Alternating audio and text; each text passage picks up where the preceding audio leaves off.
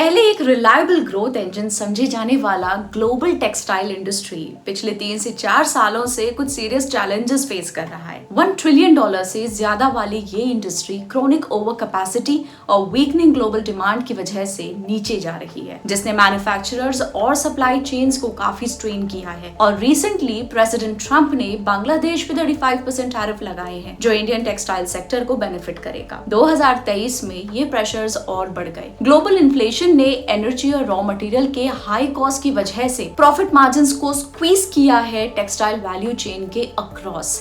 India भी इससे बच नहीं पाया। टेक्सटाइल और अपैरल इंडस्ट्री फाइनेंशियल ईयर 25 तक 2.3% जीडीपी और 12% एक्सपोर्ट अर्निंग्स कंट्रीब्यूट करती है। फिर भी फाइनेंशियल ईयर 24 के लिए दूसरा कंसेक्यूटिव ईयर था जब टेक्सटाइल एक्सपोर्ट्स डिक्लाइन हुए, ज्यादातर जियोपॉलिटिकल अनसर्टेनिटी और टेपिड ग्लोबल इकोनॉमिक आउटलुक की वजह से। लेकिन इस टर्मोइल के बीच एक कंपनी ने चुपके से ट्रेंड को रिवर्स किया है, केपीआर मिल लिमिटेड। ये कंपनी एक स्टैंड आउट परफॉर्मर थी जब पूरा सेक्टर नीचे था। ये कोयम्बटूर बेस्ड कंपनी इंडिया की एक बड़ी वर्टिकली इंटीग्रेटेड टेक्सटाइल कंपनी है और पिछले 5 साल में 14% CAGR इन सेल्स डिलीवर कर रही है। Welcome to share market by Groww. आज के एपिसोड में हम एनालाइज करेंगे कि केपीआर मिल ने स्लगिश मार्केट में कैसे आउट परफॉर्म किया, उसके चैलेंजेस क्या है और आगे क्या हो सकता है। शुरू करते हैं। केपीआर मिल पूरी टेक्सटाइल वैल्यू चेन में ऑपरेट करती है, यार्न प्रोडक्शन से लेकर रेडीमेड गारमेंट्स तक। उसका product range yarn, fabric, garment, sugar, ethanol और रिन्यूएबल एनर्जी तक है। कंपनी अपना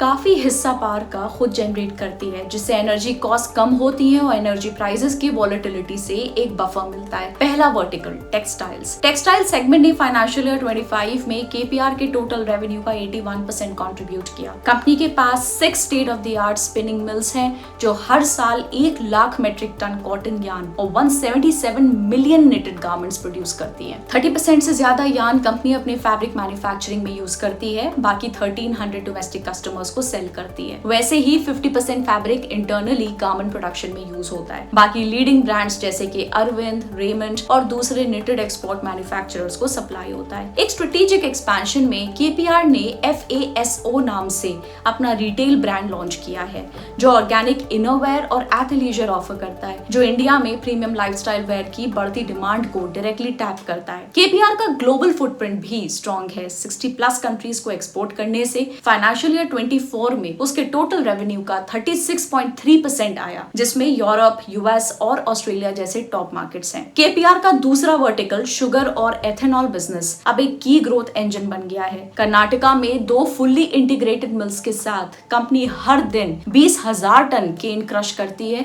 और 470 किलोलीटर्स पर डे का एथेनॉल डिस्टिलेशन कैपेसिटी ऑपरेट करती है। ये वर्टिकल फाइनेंशियल ईयर 25 में टोटल रेवेन्यूज का 17.4% कंट्रीब्यूट करता है, जो फाइनेंशियल ईयर 20 से 3.5 टाइम्स ग्रो हुआ है। डाइवर्सिफिकेशन की वजह से केपीआर ने ग्लोबल टेक्सटाइल स्पेस की वॉलेटिलिटी के बावजूद अपना बॉटम लाइन स्टेबल रखा है। वहीं स्टॉक प्राइस मूवमेंट में भी ये रिफ्लेक्ट होता है। पिछले 5 सालों में स्टॉक ने 62% CAGR दिया है जून 25 तक। फिर भी नेट प्रॉफिट पिछले 3 सालों से फ्लैट रहा है, जो म्यूटेड सेल्स ग्रोथ को दिखाता है। क्या कोई ग्रोथ ट्रिगर्स हैं आगे? हाँ, ये म्यूटेड ग्रोथ रिवर्स हो सकती है जैसे जैसे कंपनी के एक्सपोर्ट्स बढ़ते हैं। केपीआर के लिए एक major tailwind India UK free trade agreement है। यूरोप, जो फाइनेंशियल ईयर 25 में कंपनी के एक्सपोर्ट रेवेन्यू का 60.8% कंट्रीब्यूट करता है, इस FTA से एक्सपोर्ट ड्यूटीज एलिमिनेट हो सकती हैं और बांग्लादेश और वियतनाम जैसे कंपेटिटर्स के ऊपर 10% कॉस्ट एडवांटेज मिल सकता है। इसके अलावा केपीआर का 0 डेट बैलेंस शीट है, जो कंपनी को फ्यूचर ग्रोथ में इन्वेस्ट करने का मौका देता है, चाहे वो कैपेक्स हो या एक्सपेंशन हो। मैक्रो लेवल पे ग्लोबल अपैरल मार्केट का प्रोजेक्शन 8% CAGR का है, जो 2030 तक $2.37 ट्रिलियन तक पहुंच सकता है, जबकि इंडिया का होम टेक्सटाइल मार्केट 8.9% CAGR पे ग्रो होने की उम्मीद है, जिसमें 90,000 करोड़ की गवर्नमेंट इन्वेस्टमेंट्स PM मित्र और PLI स्कीम्स के अंडर हो रही हैं। लेकिन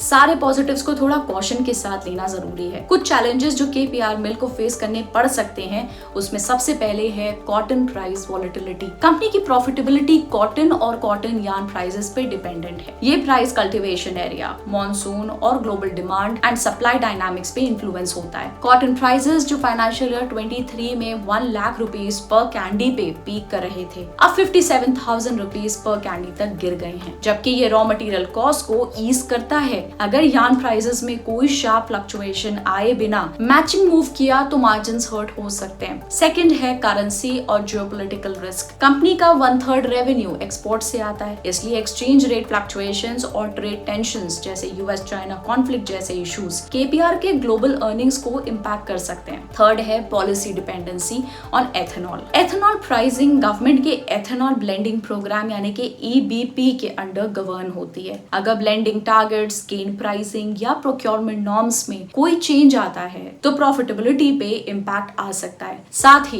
इंडिया और इंटरनेशनल पॉलिसीज में जो चेंजेस होते हैं जैसे कि एफटीएस या दूसरे पॉलिसी शिफ्ट्स, वो भी केपीआर मिल को इम्पैक्ट कर सकते हैं। फोर्थ है वैल्यूएशन कंसर्न्स। कंपनी का पीई रेशियो 47.2 है, जो उसके 10 ईयर मीडियन ऑफ 18.7 से काफी ऊपर है, जो ये इंडिकेट करता है कि high growth expectations already priced इन हैं। अगर सेक्टर रिकवरी स्लगिश रही तो स्टॉक फ्यूचर में करेक्शन फेस कर सकता है। तो इन्वेस्टर्स के लिए टेक अवे क्या है? इंडस्ट्री वाइड स्लगिशनेस के बावजूद केपीआर मिल ने एक स्ट्रॉन्ग ग्रोथ स्टोरी बनाई है, जो इंटीग्रेशन, डाइवर्सिफिकेशन और स्मार्ट कैपिटल मैनेजमेंट पे बेस्ड है। जबकि इंडिया यूके एफटीए और राइजिंग ग्लोबल डिमांड टेलविंड्स हैं, कॉटन प्राइस वॉलेटिलिटी और प्रीमियम वैल्यूएशन कॉशन के लिए है। केपीआर का अगला growth phase retail, global expansion या एथेनॉल से आएगा, या मैक्रो चैलेंजेस उसकी स्टोरी को अनवाइंड कर देंगे? अपने थॉट्स हमारे साथ कमेंट्स में शेयर करिए। ऐसे और इनसाइट्स के लिए शेयर मार्केट बाय ग्रो को सब्सक्राइब करें। I will see you in the next one. Bye bye.